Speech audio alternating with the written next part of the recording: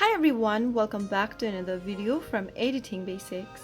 In this video, we will be learning how to export video in Filmora application. Exporting a video in Filmora application is a straightforward process, so here is how you can do it. First of all, open your Filmora application from your app drawer. Go ahead and open up a project that you want to export. Make sure that you've finished all your edits, such as trimming, adding effects, and adjusting audios and so on. And after you are happy with your project, and if you want to export your project, all you need to do is to click on the export button at the top right corner. Select the resolution and quality setting by tapping on settings.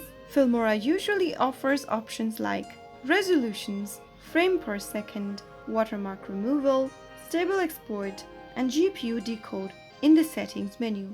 Go ahead and choose the export resolution setting, frame rates, and other options. After you are done, click on the export button at the bottom of the screen and Filmora will start rendering your edited video according to the selected settings. So that is how you will be able to export your video in Filmora.